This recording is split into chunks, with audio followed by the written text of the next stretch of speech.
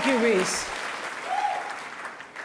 In 1964, I was a little girl sitting on the linoleum floor of my mother's house in Milwaukee, watching Anne Bancroft present the Oscar for Best Actor at the 36th Academy Awards.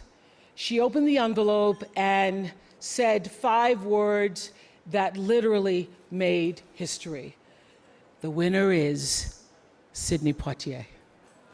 Up to the stage came the most elegant man I had ever seen. I remember his tie was white, and of course his skin was black, and I'd never seen a black man being celebrated like that. And I have tried many times to explain what a moment like that means to a little girl, a kid watching from the cheap seats as my mom came through the door, bone-tired from cleaning other people's houses.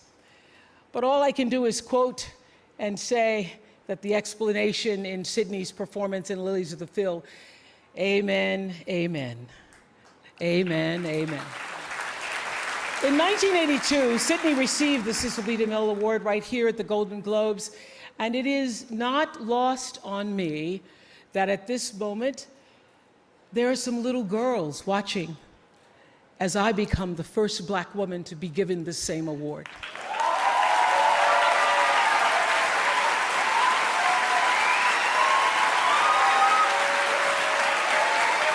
It is an honor. It is an honor, and it is a privilege to share the evening with all of them, and also with the incredible men and women who've inspired me, who've challenged me, who've sustained me, and made my journey to this stage possible. Dennis Swanson, who took a chance on me for AM Chicago. Quincy Jones, who saw me on that show and said to Steven Spielberg, yes, she is Sophia in The Color Purple. Gail, who's been the definition of what a friend is, and Stedman, who's been my rock, just a few to name. I'd like to thank the Hollywood Foreign Press Association, because we all know that the press is under siege these days. But we also know that it is the insatiable dedication to uncovering the absolute truth that keeps us from turning a blind eye to corruption and to injustice, to tyrants and victims and secrets and lies. I want to say that I value the press more than ever before as we try to navigate these complicated times, which brings me to this. What I know for sure is that speaking your truth is the most powerful tool we all have. And I'm especially proud and inspired by all the women who have felt strong enough and empowered enough to speak up and share their personal stories. Each of us in this room are celebrated because of the stories that we tell. And this year, we became the story. But it's not just a story affecting the entertainment industry. It's one that transcends any culture, geography, race, religion, politics, or workplace.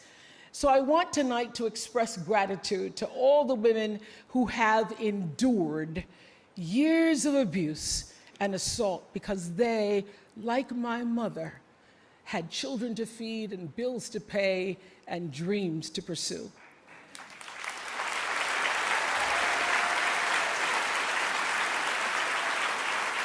They're the women whose names we'll never know.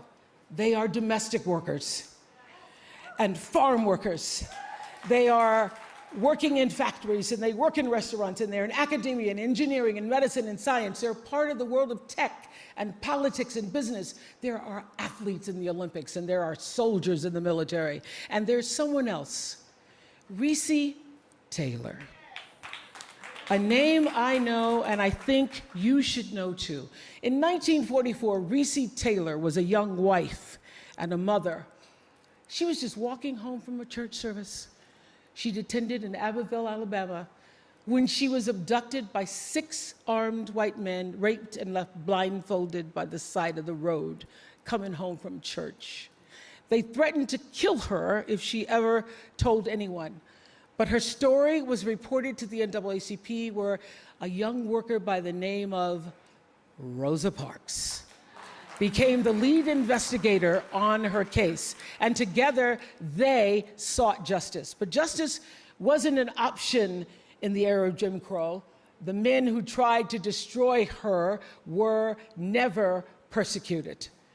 Recy Taylor died 10 days ago, just shy of her 98th birthday.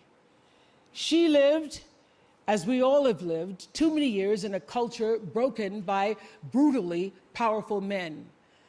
For too long, women have not been heard or believed if they dared to speak their truth to the power of those men. But their time is up.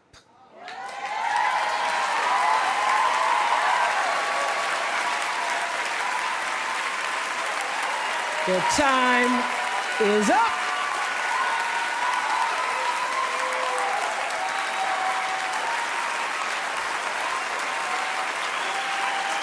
Their time is up. And I just hope that Recy Taylor died knowing that her truth, like the truth of so many other women who were tormented in those years, and even now tormented, goes marching on.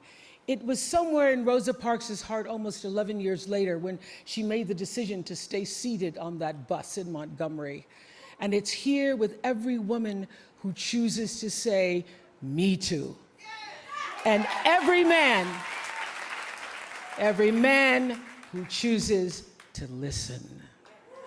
In my career, what I've always tried my best to do, whether on television or through film, is to say something about how men and women really behave, to say how we experience shame, how we love and how we rage, how we fail, how we retreat, persevere, and how we overcome. And I've interviewed and portrayed people who've withstood some of the ugliest things life can throw at you, but the one quality all of them seem to share is an ability to maintain hope for a brighter morning, even during our darkest nights. So I want all the girls watching here and now to know that a new day is on the horizon. And when that new day finally dawns, it will be because of a lot of magnificent women, many of whom are right here in this room tonight, and some pretty phenomenal men fighting hard to make sure that they become the leaders who take us to the time when nobody ever has to say, "Me too," again. Thank you.